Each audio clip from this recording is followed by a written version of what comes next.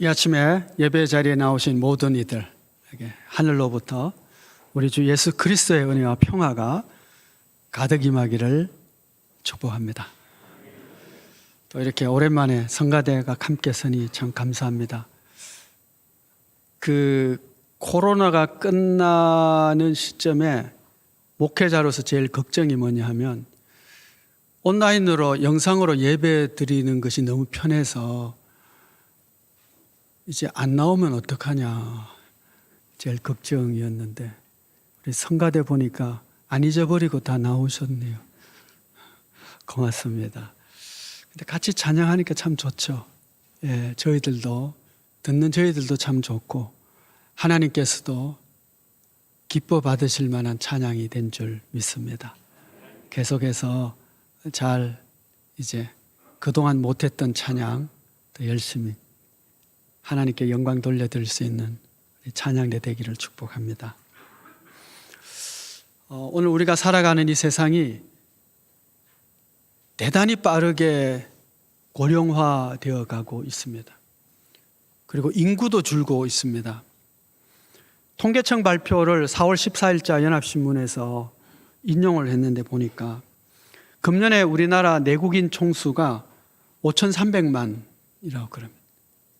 근데 내년에는 4,992만 명 정도 될 것으로 5천만 명 밑으로 떨어질 것으로 예측을 했습니다. 인구가 줄어드는 것이죠. 그러면서 고령 인구는 급속하게 늘어서 2040년경에는 3명 중에 1명이 노인 인구일 것으로 내다보았습니다. 현재는 농촌 지역이 역시 마찬가지인데 농촌의 고령화가 심화되어서 현재 농촌은 65세 이상의 고령 인구 비율이 46.9%로 그러니까 농촌 인구의 거의 과반 가까이가 65세 이상의 노인인 것으로 발표되었습니다. 아마 지금 농촌 지역에서는 이제 혼자 상상을 해보기를 어버이날을 맞이해서 60세 이상 되신 분들이 80세 이상 된 경로당에 가서 재롱잔치 하지 않을까 생각을 해봤습니다. 인구 비율이 가장 높은 그 연령대가 58년생이라고 그럽니다. 58년생 이 전후에 계신 분들은 아마도 평생 노인으로서 어른 대접받지 못하고 천국 가지 않을까 생각을 해봤습니다. 이렇게 초고령 사회로 급변하는 오늘 이 사회 속에서 우리가 어버이 주일을 맞이하게 되었습니다.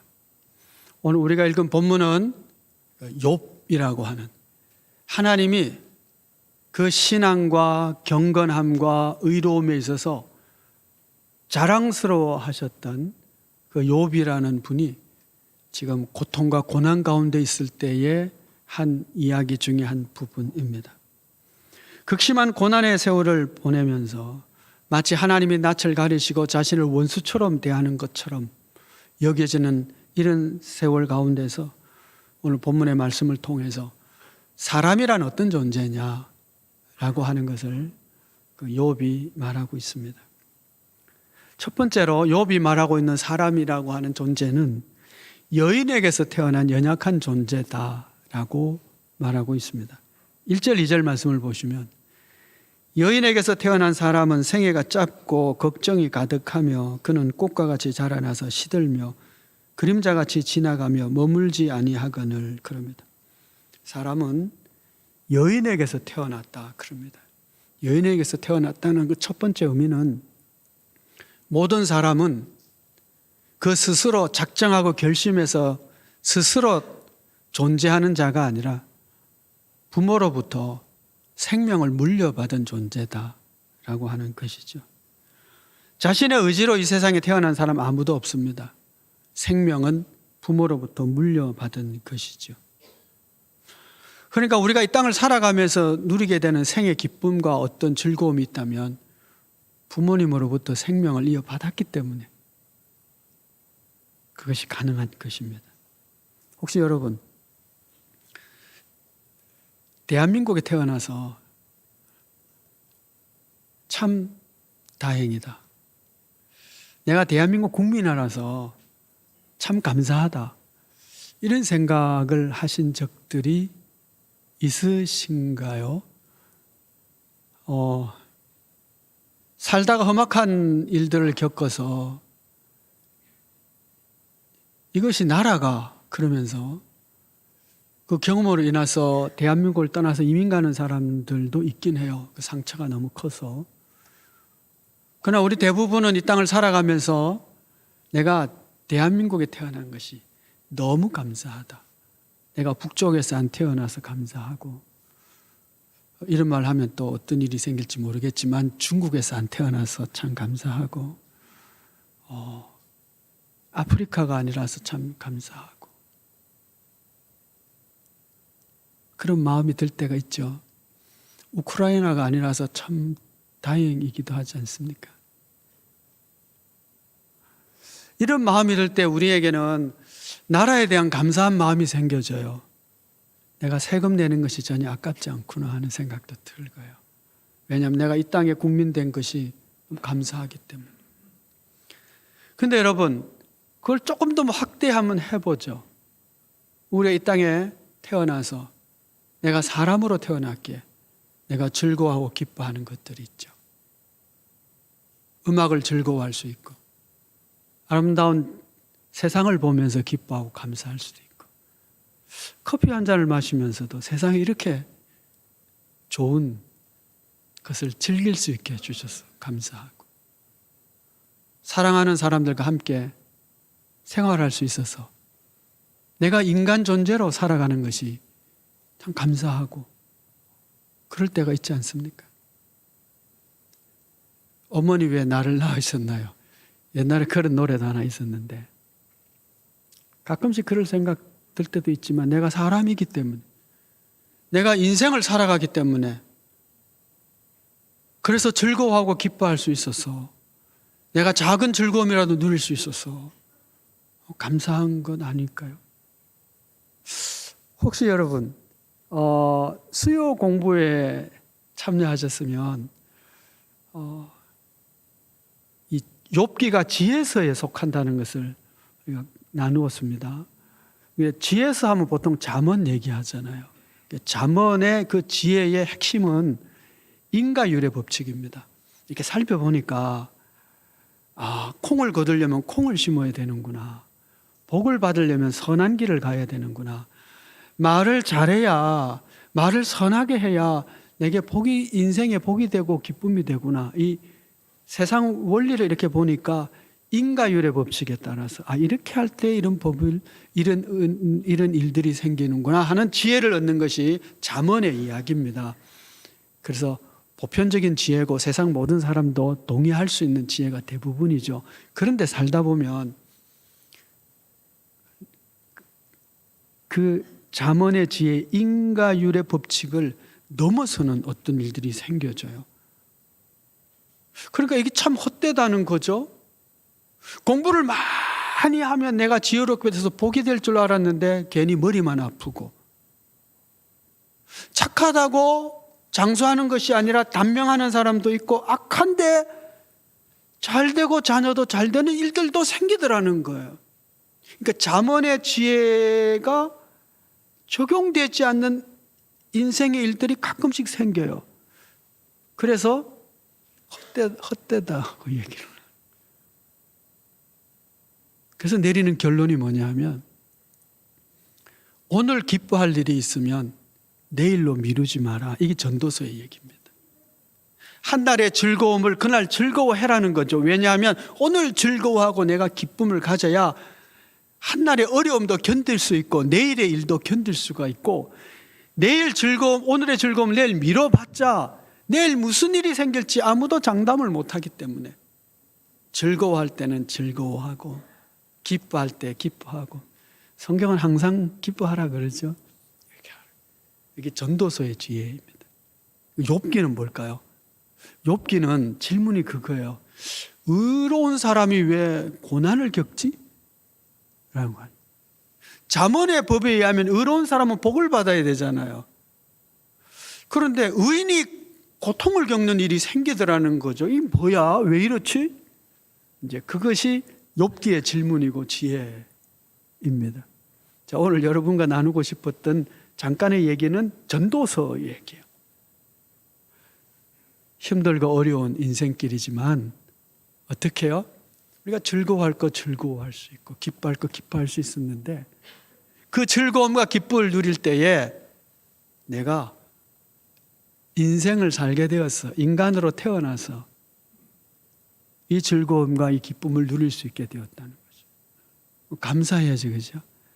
대한민국에 태어나서 국가에 감사한 것처럼 내가 사람으로 태어날 수 있어서 나에게 생명 주신 하나님과 그 생명 주신 부모님께 감사할 줄 아는 것, 이것이 여인에게서 태어난 사람이 해야 될 마땅한 도리인 것이죠.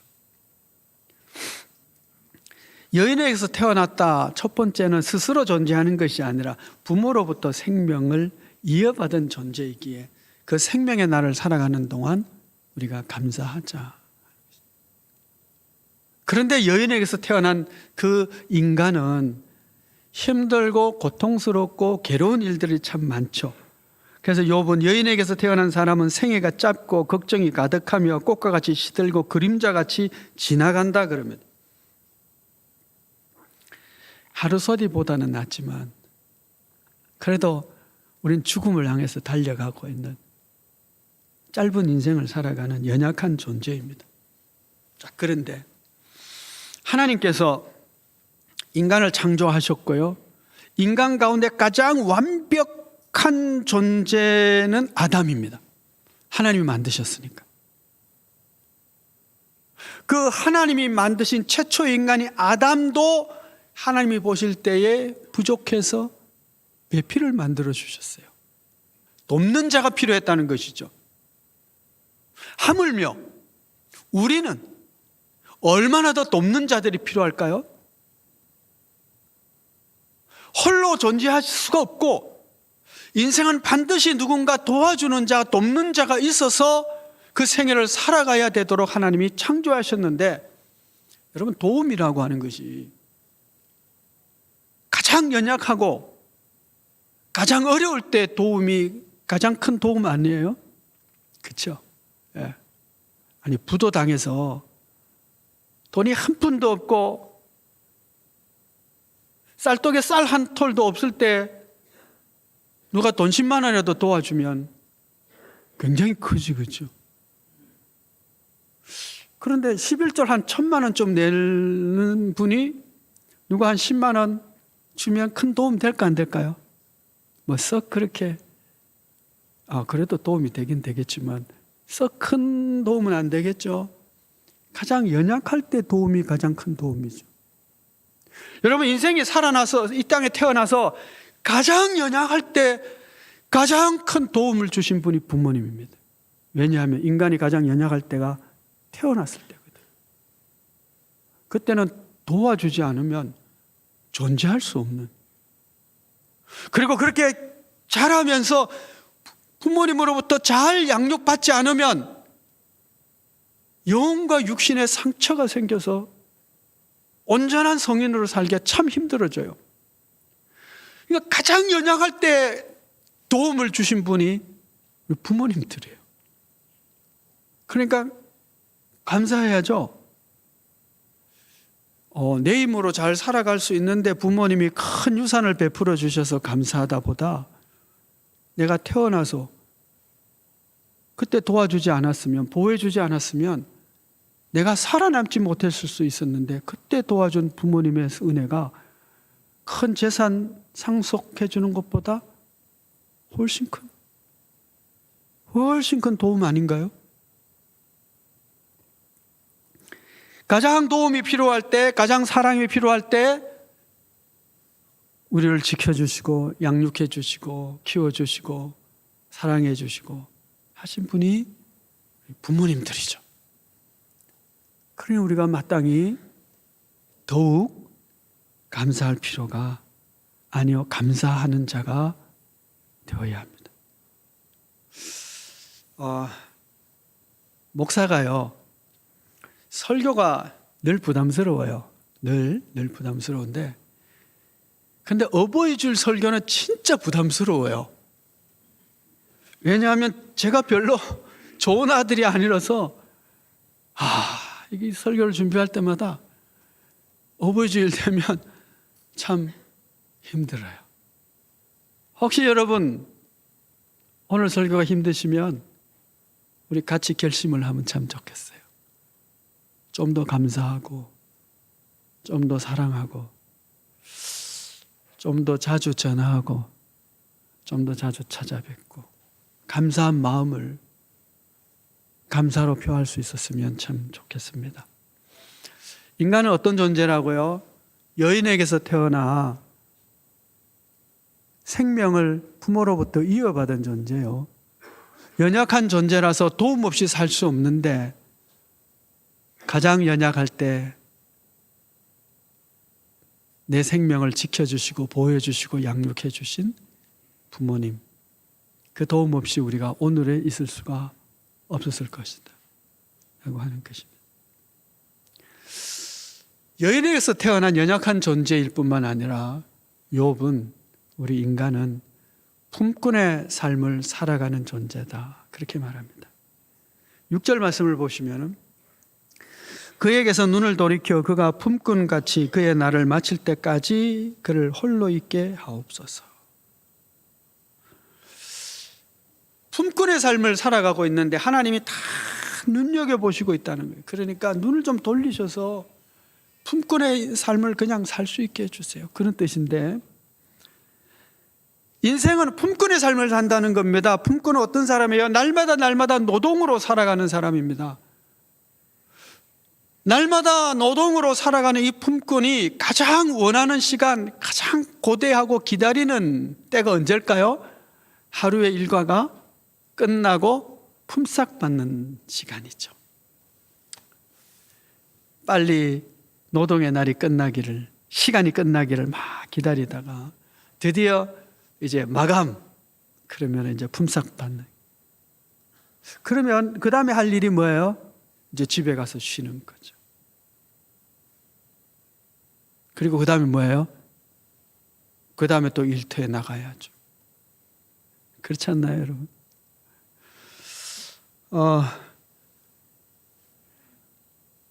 잠깐 쉬고 품꾼은 또 일하러 나가야 됩니다. 노동의 현장을. 그 중학교 다닐 때 일인데요, 이게 잘 잊혀지질 않는데, 학교를 갔는데, 아니 그날 그 낮에 눈이 엄청 오는 거예요, 낮에. 그래가지고 학교에서 결정을 해서 오늘 다 학업 중단하고 조기에 다 집으로 돌아가게. 학생들이 기분 좋을까 안 좋을까요? 아니 학교 갔다가 중간에 이제 오늘 너무 늦게까지 하면 눈이 많이 와서 집에 가기 힘드니까, 이 남쪽에 그런 일 잘 없잖아요. 그래서 그땐 다 걸어 다니던 시절입니다. 무슨 뭐 버스 있고 이런 것도 아니고. 그래서 집에 가게 되겠다. 애들이 참 더 좋아가지고 와 그러죠. 저도 와 그랬어요. 야 좋다. 그런데 그러고 나니까 집에 갈 생각하니까, 아이고 집에 가면 더 추운데 싶더라고요. 학교가 더 따뜻한데. 그런데요, 아니 그때 그게 왜 그렇게 기억에 남아 있죠? 여러분, 품꾼의 삶을 산다는 게 그런 거 아닐까요? 더 나은 내일이 기대가 되어진다면 기쁨이 있죠. 그래도 뭐 견딜만 한데, 더 나은 날이 아니라 품꾼의 날이 계속 되어지는 거예요. 매일매일 노동의 삶을 사는 거예요. 그렇게 노동의 삶을, 품꾼의 삶을 살면서 자녀 낳고 자녀를 양육해주고, 무슨 자녀에게 죄진 것처럼 모든 것 다 나누어주고, 그렇게 자녀를 양육하고 키웁니다. 얼마 전에 난 통계를 보니까 요즘 아이 양육하는데 평균 하루에 97만 원인가 90몇만 원. 그래서 자녀를 낳을 마음이 없대요. 왜냐하면 이게 너무 부담스럽다는 거죠. 아니, 결혼할 마음도 없대요. 그리고 자녀를 낳을 마음이 없는데 여성분들일수록 더 이 육아가 부담스러워가지고. 근데 여러분, 저희 부모님들은 이제 돌아가신, 그죠? 부모님들은 돈 벌기 위해서 독일에 탄광에 가고 그랬던 시절이고, 월남에 파병 가던 시절이고, 그 다음 세대, 저와 같은 세대는 저 중동의 사우디아라비아의 건설 현장에 가서 돈 벌어오던.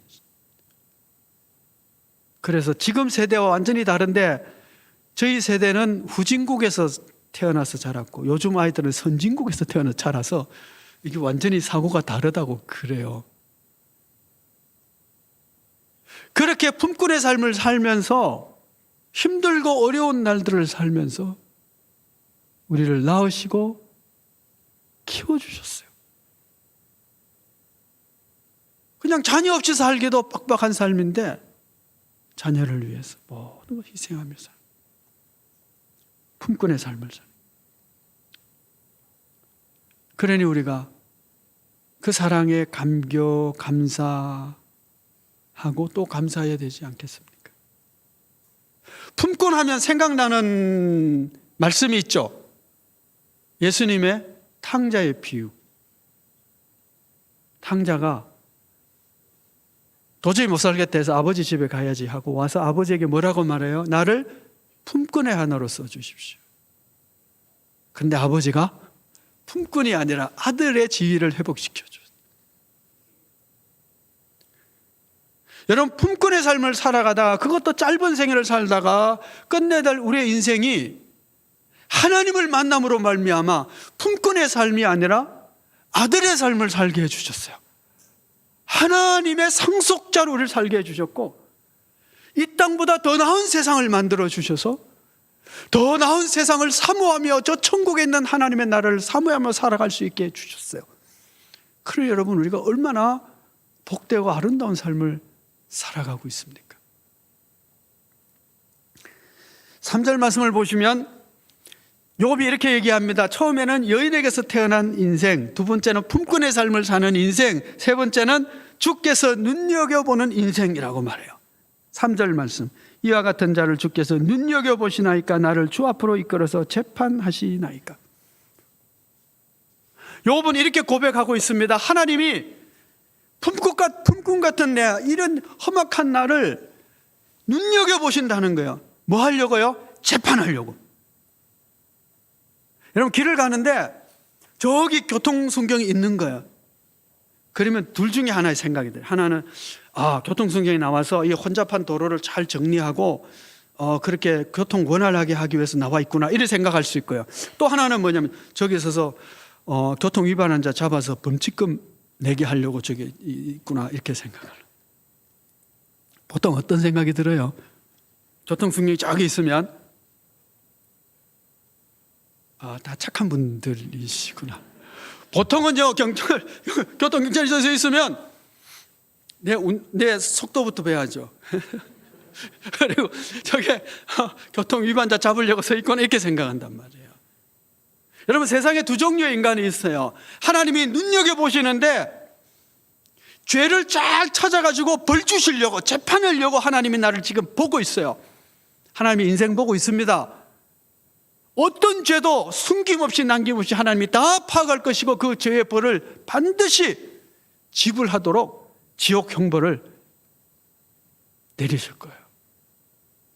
그런데 또 다른 종류의 사람이 있어요. 하나님이 눈여겨보시는 거예요. 뭐 하려고요? 복 주시려고, 지켜주시려고, 평안 주시려고, 험하고 못된 일 생기지 않도록 눈여겨보시는 거예요. 왜요? 아들이니까. 하나님이 아버지 되시니까 아버지의 눈으로 아들을 보듯이 지켜보는 거예요.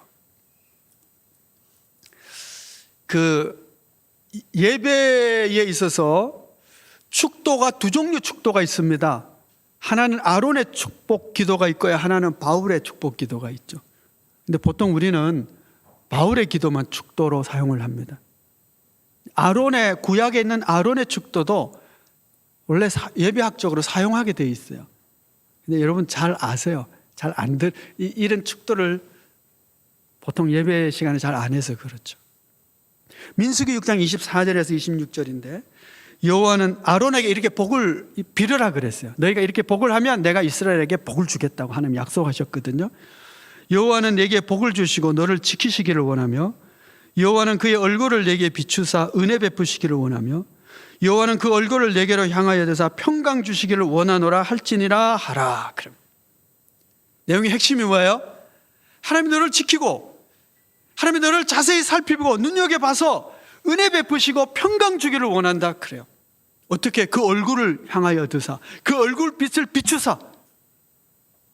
그러니까요, 하나님이 눈여겨보시는데 그것이 저주스러운 사람도 있고요, 하나님이 눈여겨보시는데 너무너무 기쁘고 복된 사람도 있어요.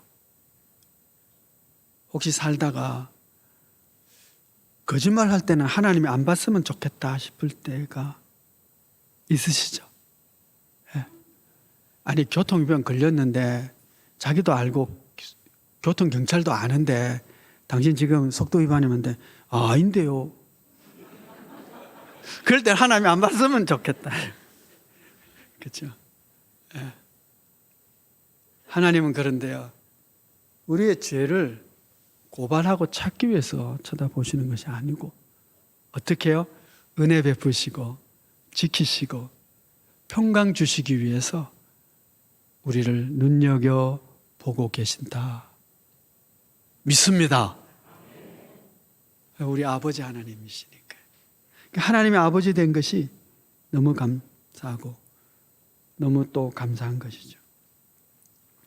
아이들이 자라면서 엄마가 유심히 쳐다보는 것이 부담스러울 때가 있어요. 엄마 잔소리 때문에. 엄마가 자꾸 쳐다보면 그만 쳐다보라고. 문 딱 닫고 들어가죠. 문 좀 열어놔라. 그래도 문 딱 닫고 들어가죠. 예. 그런데 엄마가 눈여겨보는 이유는 뭐예요? 자녀를 지키고 사랑하기 때문에. 그렇죠? 사랑하기 때문에. 그 사랑과 그 희생과 그 보호하심 때문에 오늘 우리가 여기 있는 것입니다. 기도의 자녀가 망하는 것을 본 적은 없다, 그런 얘기를 해요. 그런데요, 그 부모가 기도하는 사람인데도 불구하고 망한 자녀 있더라고요. 제가 보니까 그래요. 저희 할머니가 그 믿음을 시작하신 분인데 이 할머니가 정말 기도를 많이 하셨어요. 자식들, 손자들, 증손자들 이름을 다 외워가며 기도를 하셨어요. 제가 그걸 알죠. 왜냐하면 저희 집에도 계셨고 한참 돌아가실 때까지 계시고, 그러니까 제가 너무 기도를 많이 하시고. 그러면 그렇게 기도했으면 그 이름을 불러가며 기도한 그 자녀들이 다 잘 돼야 되잖아요. 그 복을 다 받아야 되잖아요. 기도의 복을 받아야 되잖아요. 기도했는데, 기도의 자녀는 망하지 않는데, 그런데 그 복을 받은 그 자손들도 있고 받지 못한 자손들도 있더라니까요. 너무 신기해요. 여러분이 자녀를 위해서 기도하잖아요. 어떤 애는 빼고 기도하는 거 있나요? 다 기도하잖아요. 근데 그 자녀들이 내 기도를 다 받아 누리기 위해서는 꼭 필요한 것이 있어요. 우리 할머니의 기도를 자기의 것으로 삼은 자녀들이 있고요, 그 기도의 응답을 자기 걸로 하지 못한 자녀들도 있어요. 그게 왜 무엇이 그걸 그렇게 만들었을까요? 첫째는 신앙이고요, 신앙을 물려받는 것. 그 신앙을 물려받는다는 것은 꼭 감사할 줄 아는 거예요. 그래서 하나님께서 내 부모를 공경하라 그러잖아요. 공경하라. 중하게 여기라는 거예요.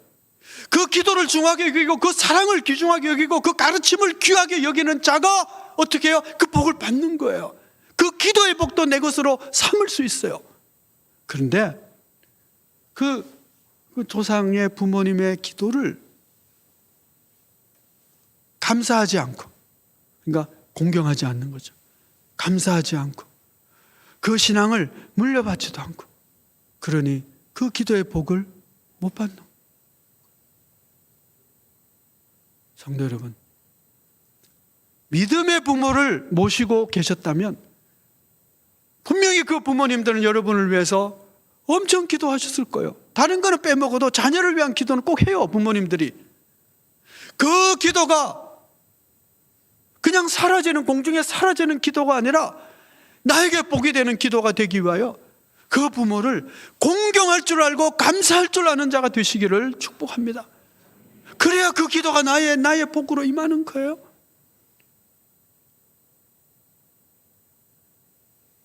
나에게 생명 주신 감사, 나를 위하여 기도하고 양육해줘 나에게 가장 연약할 때 지켜주신 그 은혜에 대한 감사, 나를 위하여 기도해 주시는 그 기도에 대한 감사, 그를 통하여 하나님의 약속을 받아 누리는 그런 우리 모두가 되기를 바라며, 또한 여러분 자녀를 위해서 기도하고 있잖아요.